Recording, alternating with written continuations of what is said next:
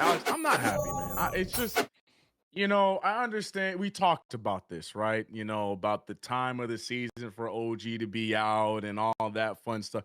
This people, I know we're gonna get the calls tonight. I know we're gonna get the comments tonight.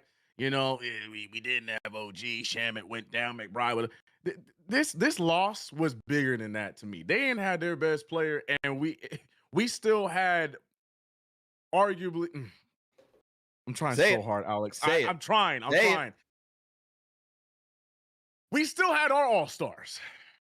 You know what I mean? We had our all-stars. And you know what? Jalen Brunson, shouts to him. He hit, like you mentioned, him and my boy Bridges. They did what they could. Towns figured it out in the second half, barely. But man, to watch Franz Wagner and to watch Shorthand Magoo Desmond Bain, to watch Anthony Black, to watch, I can go down the entire roster, to watch these dudes tiptoe through the paint and score in layup line fashion on us. It's like it slowly drained. There was a point in the play-by-play where I got silent because I couldn't believe that we watched a real life version of Alex. I know you grew up playing some Madden, maybe a little bit or not. When Madden back in the day, I said this in play-by-play, you could run the same play over and over and over and over again. You're talking about that Michael Vick era. That's what I'm talking about. And the defense wouldn't adjust to figure it out. The Knicks looked like that defense that didn't adjust while the Magic kept spamming run up the middle. They kept doing it over and over and over. Thank God Mike Brown had to run on the court to call a damn timeout because it was deja vu over and over. Bro, I understand that, NBA today, offense is better, offense is this, offense is that. But if we can't even guard the interior even a little bit, and you're going to talk to me about this person is missing, that person is missing, but we still out there running a 4-guard rotation with Towns who already know is not great defensively in the paint while they're killing us in the paint. The game it was just all over the place with nonsense today, Alex. I don't even know where to start. We could talk about officiating. That was fun. That was a great time. I watched poor Cole get punched in the face and get called a foul for it. That was a great time. The one time Josh Hart doesn't move on the screen, he still gets called for a movie screen. We're having fun for basketball today. Real good time, you know what I mean? Good shots from Mikal Bridges. We had another 6-point first half from Karl-Anthony Towns. I know his stats at the end look good, but Alex, Karl-Anthony Towns, also number 2, had 6 points in one half. Make that make sense. I can go down the list on how chaotic this whole thing was. So for those that are going to be like, yo, CK, we didn't have OG. This is bigger than that. And look, man, I need this footage from game on Dallas and game today. Obviously, there's a lot of losses that were big, but primarily these two. The way that Dallas and Orlando just tiptoed through the paint on us needs to be studied, needs to be addressed, and needs to be figured out. Because it just felt like it didn't matter what we did offensively. I don't care if we scored 150. Magic would have had 175 because it was that easy. So that's why I was pissed off when we had the nerve to throw Franz Wagner down there carving a damn turkey on this show because I felt attacked. Hey, man, I don't blame you feeling attacked. I don't blame you. And look, the thing is, too, is that we faced this team last week, and they took us out. I didn't like the excuse of saying, hey, it's the second night of a back-to-back and the Magic, tired legs. It's early in the season, bro. Like I didn't buy that last week. Too early in the season say guys are too tired. Last week, the Magic just out-physicaled the New York Knicks, all right? You know what they did again today? They out-physicaled the New York Knicks. We could talk about the refs. We could talk about all those things. It doesn't matter. You got to go against the adversity. There's always going to be adversity. And the thing that really irritates me about this, CK, is that the Magic are probably on the lower end of physicality when you got the Detroit Pistons that you got to look forward to, who's leading the league right now. They're playing the Milwaukee Bucks. And not saying that I'm afraid. I do think this team can compete. This team can compete. Don't misunderstand my frustration. This team can compete. This team just needs to get into the right mindset to compete. And that's the thing. And that's what bothers me the most is that in the fourth quarter, you just let go of the rope. You were working so hard throughout 3 quarters, and then you said, nah, I want to go home. You said, I don't feel like doing this anymore. I want to go home. That's disgusting to me. There was a team not too long ago, and we could talk about it in the Tibbs, and we all know the differences. whatever. But I saw a team at least want to compete on a night-to-night basis. Does this team want to compete on a night-to-night basis? Even when you go look against Dallas, right? You look against Dallas, and I get it. It's the league. Anybody can win. I get all that. But this team's got bigger aspirations, bro. This team's got bigger aspirations. Can we show that you want bigger aspirations? Can you guys play like you actually want to win and dominate and show to the league like, hey, this is who we are? I get it that I don't expect 110% every single night throughout 82 games. I get that you're trying to pace yourself for the long regular season to get yourself to April. I get that. But there have to be games. There has to be, a set of games or games that you mark on the calendar and say, this is where we're going to make our mark, and this is where we're going to let the league know who we are. And against the Orlando Magic, who got you last week, you didn't come back and say, guess what? We're going to show you who we are. That bothers me, bro. That bothers me. And what bothers me even more is, like I said, is that you couldn't shoot well last time against them. You now shoot better this time, and then you just give up. Like, I just can't, bro. I can't. This team's got to get more serious than this. I'm not, like I said, I'm not expecting to win all 82 games. I'm not expecting them to play 110% every single night. That's the whole reason why we wanted to move on from Tibbs. We want creativity, think about the bigger picture, compete for the championship. I get that. But like I said, you got to choose games that you want to go in there and go compete against. This should have been a game, and it wasn't. Instead, you just gave up. That stuff bothers me, bro. Bothers me. Yeah, man. Like you said, it's not. We're not gonna win every single games, but Lord have mercy, habits create good habits, and we are doing the opposite of that. Like Wednesday. I mean, and we're happy we got the win, but Lord, and we escaped with that one. We got it the way that we got it. You would think on both the things you brought up, the fact that we lost to this Orlando Magic team already. We know that the Orlando Magic, at least in regular season play, always seem to have our number. That should already juice you up. But then on top of that, you escape with the win the way you did on Wednesday, and you're like, whoo, we can't do that again. You would think with both of those, you would come out today with a completely different energy. And honestly, in the first 3 minutes, it felt that way. 5 minutes. I'll give them 5 minutes. In the first 5 minutes, it felt that way. We took that 10-point lead. Brunson and Bridges couldn't miss. Like, the defense was actually solid, and then it's like all of a sudden, like, whoo, that's all we got. That's it. Oh, all right, hey, go ahead, Orlando. That's all we got for you. We tried it. Go ahead and see what you guys got now. Like, that's the stuff that kills me, man, and that's what I'm saying. Like, we got to start creating those habits now, and that's what I'm more frustrated about, and you hit it perfectly. It's not like this is the first time we're seeing Orlando. We just saw them. You know what I mean? And for whatever reason, Orlando in the regular season, we just love to give them that chance. And now we're gonna have to listen to that stupid song again on social media, bro. It's gonna piss me off. It doesn't matter if you follow them. It doesn't matter if you block them. It don't matter. I'm gonna scroll on IG. First thing I'm gonna see is some nonsense. Orlando Magic. They're probably gonna use this clip and then throw the damn song on there. I can't stand that team, bro. Bro, and here's the thing. Like, I got family in Orlando too, so like I know they're gonna be texting me.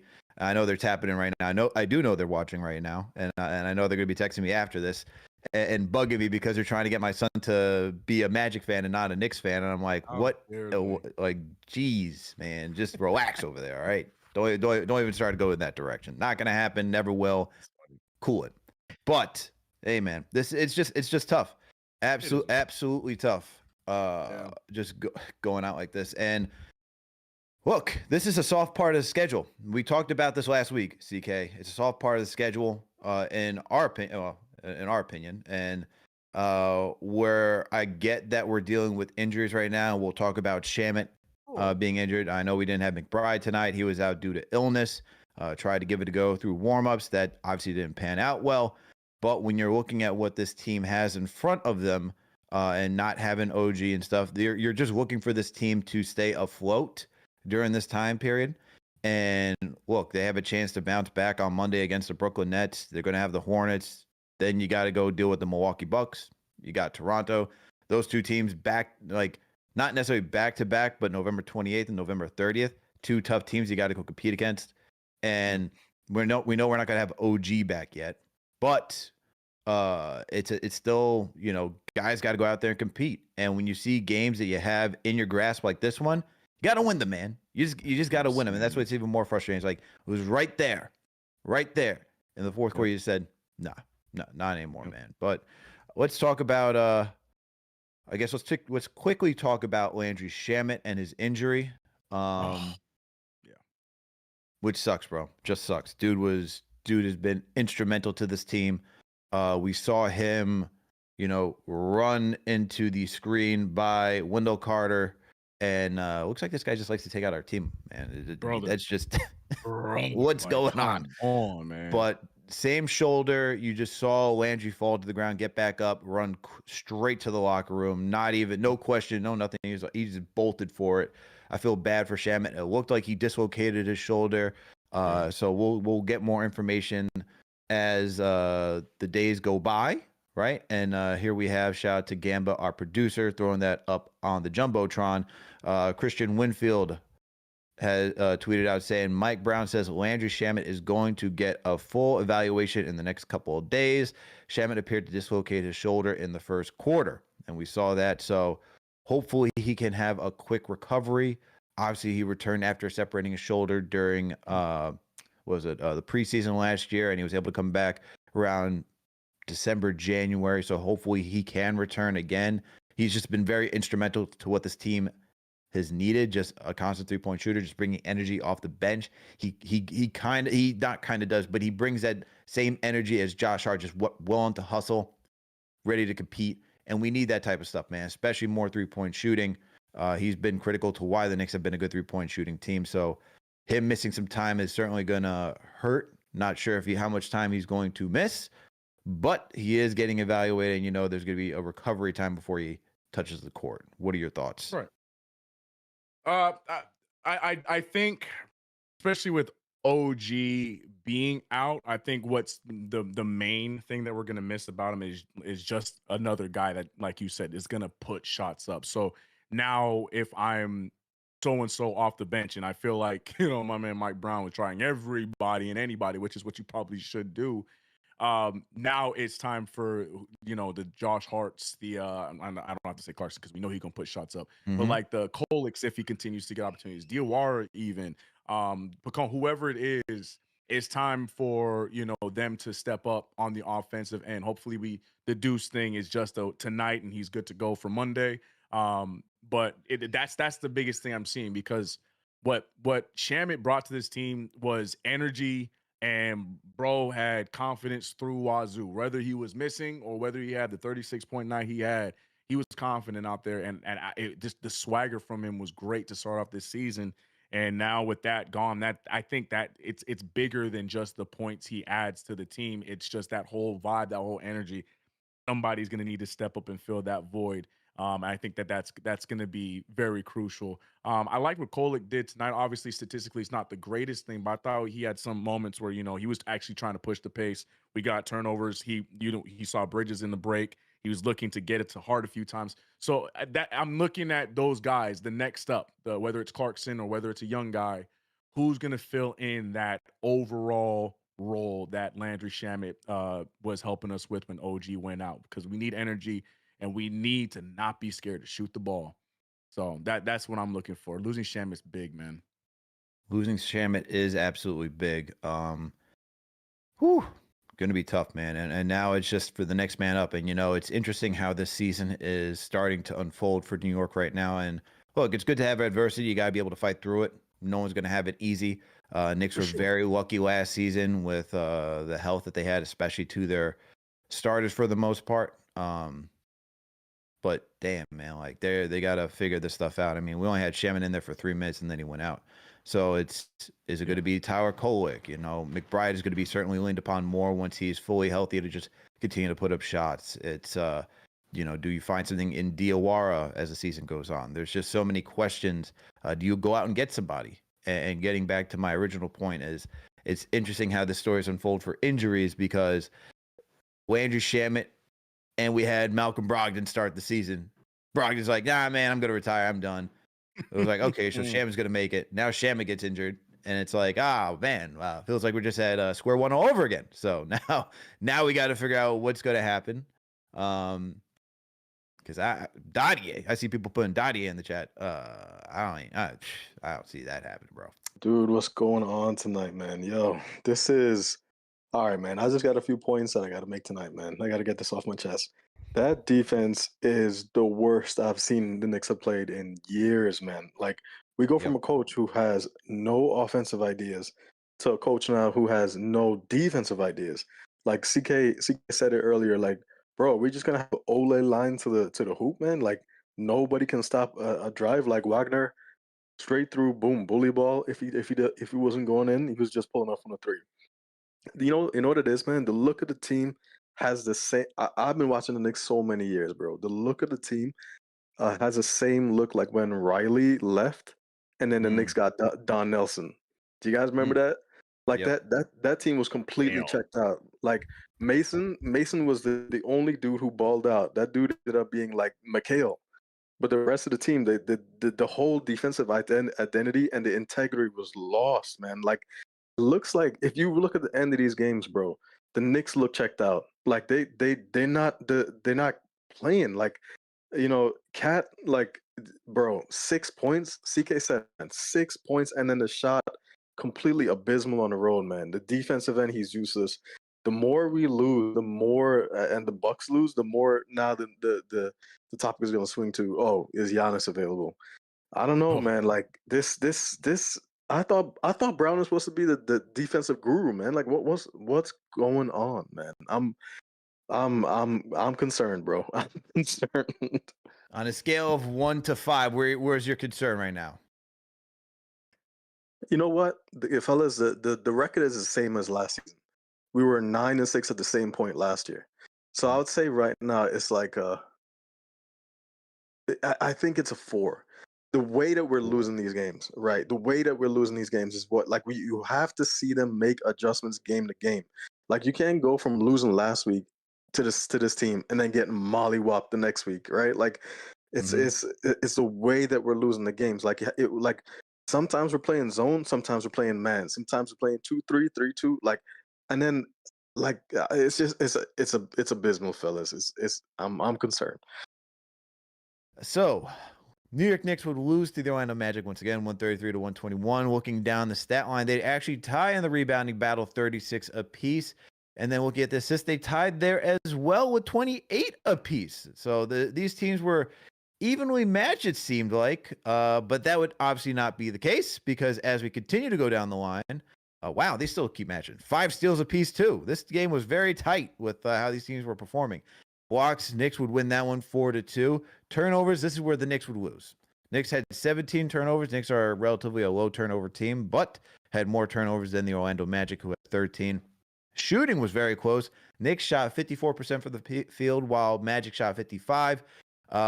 This is where it starts to get a little bit more different. Magic won this battle shooting 39% from downtown, while the Knicks shot 35%. And CK's favorite category, the free throw percentage. Magic won this battle too, shooting 87%, while the Knicks shot 79%. Now we can get down to some of the other categories here. We have winning or losing, I should say, the second chance opportunities. They lost 16 to 18. They lost the points in the paint battle. Magic really dominated this one. Magic won 64 to 46. And when it came to fast break opportunities, Magic slightly edged out the Knicks 13 to 12. All in all, this was a close matchup statistically for most of the things. But the key stats to point out were the 3-point shooting, the free throw percentage, and points in the paint and turnovers. CK, what are your thoughts? You got any stats that I didn't even read that you want to point out to me? No. I'm so glad you closed with the stat that I had highlighted. There's no other stat I want to talk about. Shout out to Bridges. Shout out to Brunson. Great games. But no, the points in the paint is my highlight. 46 to 64. I mean, I feel like I've been talking about that the entire show. Just unacceptable. It was layup lines, easy passes, Madden, run down the middle, easy stuff. So yeah, points in the paint is the one that is just glaring to me. That free throw, bro. We just can't get out of the 70s, bro. I don't understand it. I don't understand it. What is the problem with this in free throws? We can't blame Tibbs. Because apparently we ain't shooting free throws with Brown either. Like, what is good? What is good? I'm watching my Cap. I'm watching Cat out there. Well, we missing free throws. Bridges, my boy, you too. You ain't safe. We missing free throws, man. I don't understand. On a nightly basis, I'm looking at 70-something% from the free throw line as a team. Please. But points in the paint's the biggest highlight for me. That's got to change. 64 points in the paint, man. Sheesh. 64 points in the paint. That has to change indeed. And good Lord, man. Absolutely good Lord. We're shocked that we could even win that category. Just to give you a little highlight, season where the Knicks stand when it comes to points in the paint. Knicks let's see, does this game update? Oh, looks like we updated. Hold on. They're usually at the top, and I can't find them at the top. Where they drop down to? Oof. That is tough. They were middle of the pack. Now we are 23rd when it comes to points in the paint. 47 points in the paint is what we're averaging throughout the season. To give you some perspective, the Detroit Pistons are number 1 with points in the paint, averaging 59 points per game. So there you have it. And then, yeah, man, Knicks not winning the points in the paint battle. That's got to change. It used to be the bread and butter, getting downhill and getting easy buckets. That's got to change. And with your guy Bridges, bro, before I move on, he is so close to having a 50-40-90 split. I know, right? He is so close. Mm-hmm. The free throw shooting's got to get better, man. That's it. Right. What's going on there, man? I don't know. This is you your know guy. what Chat's gonna say? You know what Chat's gonna say? It's because he doesn't ever get to the free throw line. He don't know how to shoot them. That's what Chat's gonna say. Sheesh. That's what Chat's gonna say because he's not physical. I already know. And they might be right. Yeah, Bridges, hit your free throws. And they might be right. That is sad. That is sad.